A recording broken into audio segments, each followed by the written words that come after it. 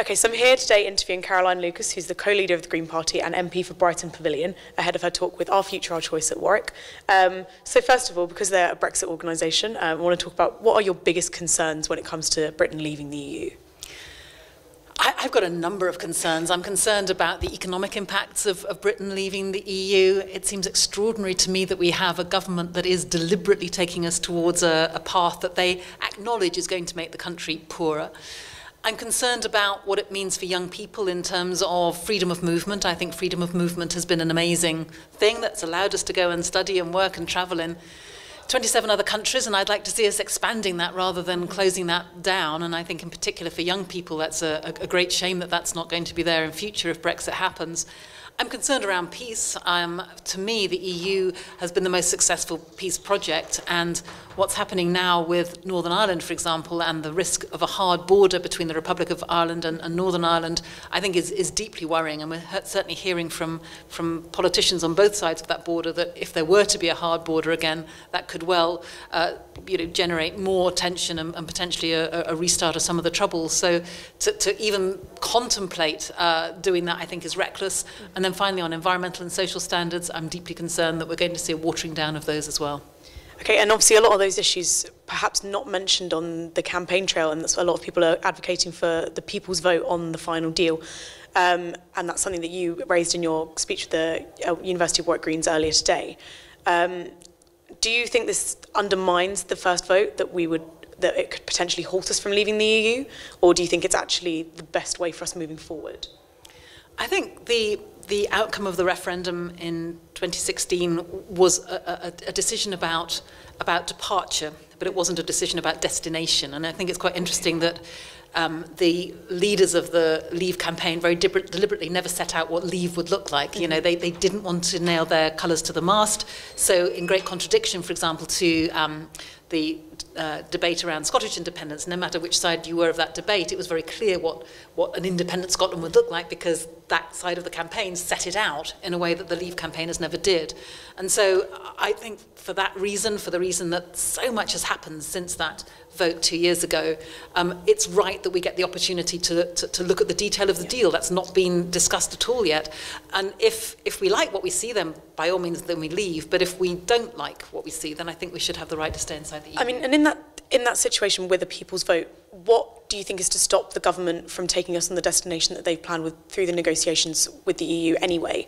Do you think that public opinion will press too heavily, or do you think the established conditions will just have to be the ones that we lead with? Not sure if I entirely followed what you were saying then. So obviously the people's vote referendums in this country aren't binding. Okay. So do you feel that the government could carry on with the process they set out with the EU anyway? I think do you think that they would respect what was said again? I think if there were a people's vote, then it would be very hard for the government to ignore that. And it's interesting that the Prime Minister has already said that there should be a so-called meaningful vote. At the moment, she's saying that should be limited to members of Parliament. I think we're simply saying that that's not enough. This should go back to the people. It was the people who started this process. It should be the people who finish it. And in a way, sometimes people say to you, well, isn't that an undemocratic thing to do? What about the will of the people? Well, what I think has happened in a way is that people have been promised a particular outcome, and it's a bit like being told that you should move house and move into this really rather glorious mansion. And then when you come to actually see it, and it's a broken down hovel with dodgy wiring and no plumbing, then I think you're within your rights to say, hang on a minute, that's not what we signed up to. I think so much has become apparent in the last 2 years that a lot of people think, wait a minute, that's not quite what we signed up to. Yeah. I don't think people signed up for becoming poorer or having fewer people in our NHS or a real public sector crisis, which is likely to happen. So I think it's right that they have the right to that final say. And this sort of harnesses a vote that you perhaps already have, but looking at the local elections, there are quite a lot of gains for the Greens in the local elections. Where do you think this sort of sets your party nationally? What do you think are like the next steps from this election, from this set of elections going forward? I think that, as you say, the local elections were a good result for the Greens, and we broke onto a number of new councils that we hadn't had Greens on before. We managed to get first seats in places like Birmingham and Burnley, so this idea that somehow the Greens aren't a nationwide party, I think, has been absolutely demonstrated to be untrue. Those places where Greens were under a lot of threat from Labour. So, for example, in Sheffield, where we had an amazing Green councillor, Alison Teal, who stood up to protect the trees from thousands of trees being felled by the Labour council.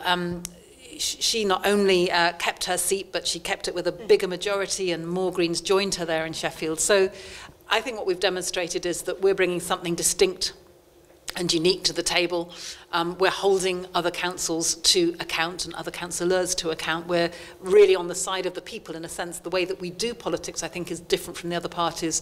I think this provides us with a really firm base from which to be then going forward into the next round of local elections, and indeed looking forward to the general election as well. Fabulous. And final question from me.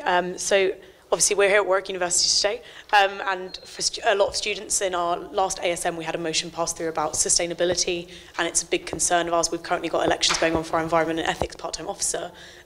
What steps do you think students can take to lead a more green lifestyle and more generally help slow environmental damage in their everyday lives?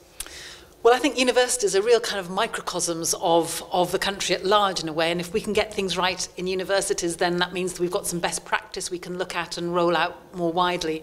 And so I don't see why you couldn't have a completely plastics-free Warwick, if you like, in terms of the university here. I mean, if there are needs for plastic for medical uses in certain departments, then that's different. But essentially, you know, the idea that we're just surrounded by plastic cups and plastic straws and just plastic, you know, shouldn't be the case. And I'm making that case in Parliament, because certainly Parliament should be taking a lead on this and being a beacon of best practice rather than rushing to try to catch up. And I think, you know, there are things that students can do in their everyday lives, and some of that's to do with, you know, choosing public transport when you can, or choosing plastic-free products when you can. But I would come back to the point that, in a sense, what we need is an overarching strategy. So while there are individual actions that you can take by your choices, some of those choices are constrained by the fact that, for example, it's really difficult to get here by public transport. And, you know, we've just been campaigning earlier today for a new station for students at Warwick, because right now there isn't one.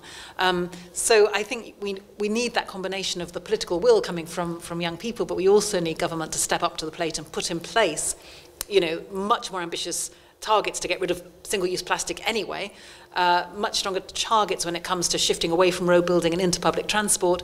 You know, credit to Warwick and others who've been really active in the whole divestment movement, getting the university to divest from fossil fuels. Those kinds of activities are really important, but it needs to be accompanied, I think, by strong government action too. Thank you very much for speaking to us today. Thanks a lot.